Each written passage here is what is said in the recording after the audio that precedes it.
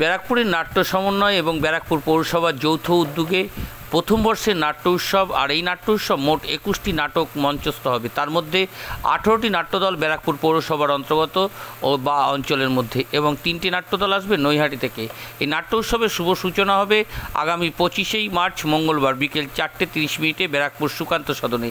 এ বিষয় নিয়ে আজ বিকেলে ব্যারাকপুর পৌরসভার পৌরপ্রধান উত্তম দাসের ঘরে সাংবাদিক সম্মেলন করে জানান বিস্তারিত। এই নাট্য উৎসবের করার বিষয়ে সাংবাদিক সম্মেলনে উপস্থিত ছিলেন ব্যারাকপুর বিধানসভা কেন্দ্রের বিধায়ক এবং চলচ্চিত্র পরিচালক চলচ্চিত্র শিল্পী রাজ চক্রবর্তী, ব্যারাকপুর পৌরসভার পৌরপ্রধান উত্তম দাস, ব্যারাকপুর পৌরসভা আর উপপৌরপ্রধান সুপ্রভাত ঘোষ ও বিশিষ্ট নাট্যকার ও নাট্যদল পরিচালক সম্রাট মুখোপাধ্যায়। 24 ঘন্টা ইন্ডিয়া টিভির প্রতিনিধির বিশেষ প্রতিবেদন। এইটা লম্বা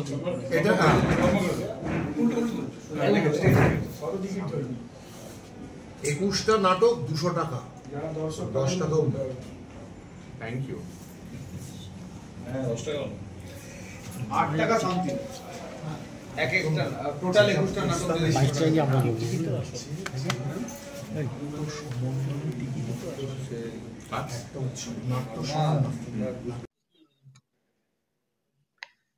দেখুন, এটা আমরা আগের বছরও করেছিলাম, এরকম 5 দিন ধরে আমরা করেছিলাম। ব্যারাকপুরের যেসব নাট্যদল আছে এবং কলকাতারও 2টো টিম এসে, ব্যারাকপুর একটা সংস্কৃতির একটা পীঠস্থান বলতে পারেন।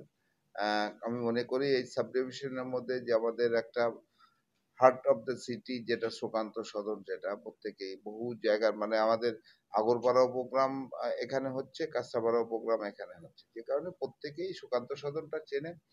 আর এই সাব ডিভিশনে যে কটা জায়গা আছে তার মধ্যে ব্যারাকপুরেই সব থেকে বেশি নাট্য দল আছে, 18টা দল। যেমন এখানে 20টা দল টোটাল পারফর্ম করবে, তার মধ্যে 18টাই ব্যারাকপুরের। আর এরা প্রত্যেকেই অনেক দিনে পুরনো, তারা চর্চার মধ্যে থাকে, কিন্তু তাদেরকে সামনে রেখে মানুষকেও যারা পছন্দ করে নাটক, বহু মানুষ আছে নাটক পছন্দ করে, তারা দেখতে পারে, তাদের উদ্দেশ্যেই এটা একটা উদ্যোগ। ব্যারাকপুর পৌরসভার সহযোগিতায় ব্যারাকপুর নাট্য সমন্বয় কমিটি করা হয়েছে, যার মাথায় আমাদের সাংসদ পার্থ বৈদ মহাশয় থাকছেন আমাদের মাননীয় বিধায়ক রাজ চক্রবর্তী মহাশয় থাকছেন।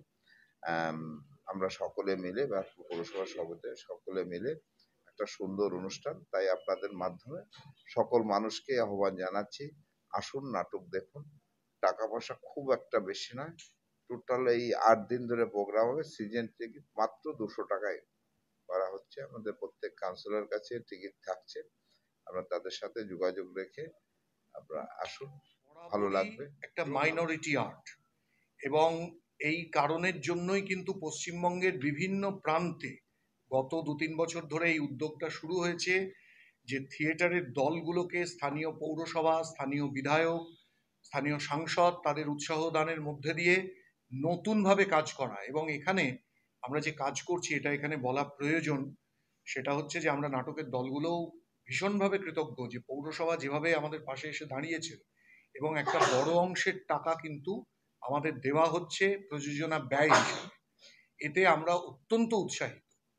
এবার আপনি যে প্রশ্নটা করলেন, যে সেখানে আমার পেছনে এমন একজন মানুষ বসে রয়েছেন আমার পাশে, যিনি বাংলার অন্যতম শ্রেষ্ঠ একজন চলচ্চিত্র নির্মাতা, তিনি একমত হবেন আমার সঙ্গে যে থিয়েটারের মানুষরাই কিন্তু যাচ্ছে, তিনি নিজেও একজন থিয়েটারের মানুষ ছিলেন, যে থিয়েটারের মানুষরাই গিয়ে সিনেমায় অভিনয় করছে। সেটা অতীতেও হয়েছে, উৎপল দত্ত, বিকাশ রায়, এরা থিয়েটার থেকেই গেছে। ফলে এটা কোনো নতুন ঘটনা নয় যে এটা আজকে থিয়েটার উপেক্ষিত সিনেমা। অন্য কথা বলবো যে হতে পারে, কিন্তু সব থেকে পপুলার আর্ট হচ্ছে বেঙ্গলে কিন্তু থিয়েটার।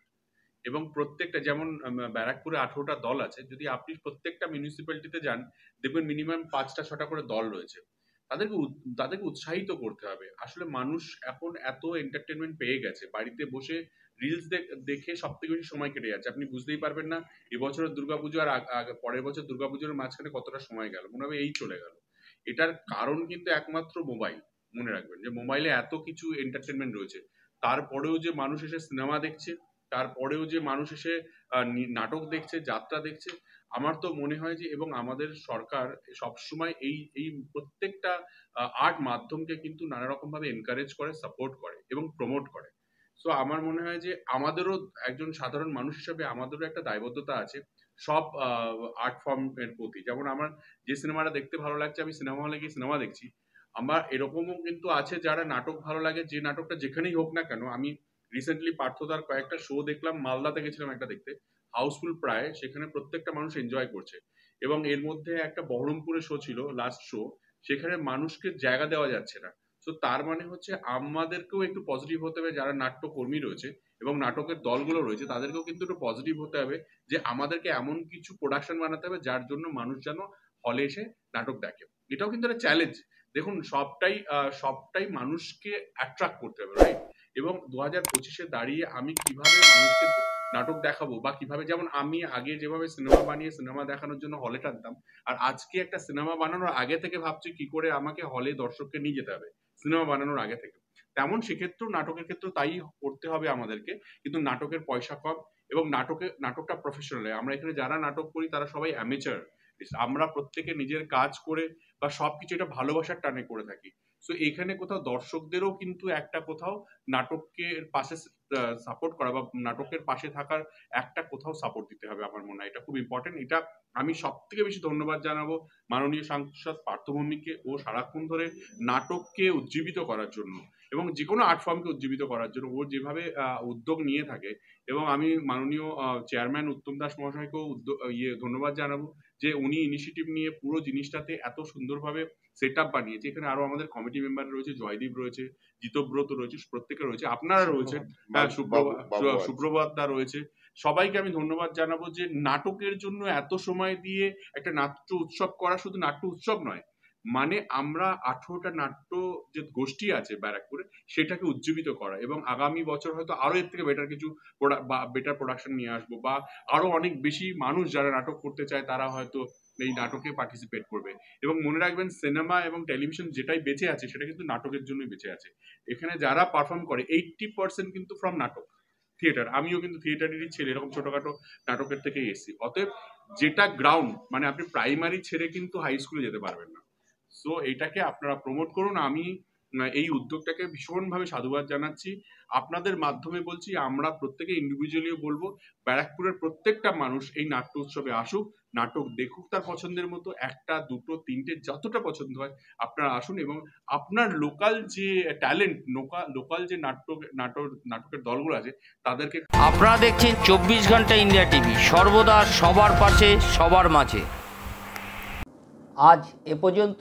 সঙ্গে রাখুন 24 ঘন্টা ইন্ডিয়া টিভি। দেখতে থাকুন সব জেলার সব খবর সবার আগে 24 ঘন্টা ইন্ডিয়া টিভির পর্দায়। নমস্কার।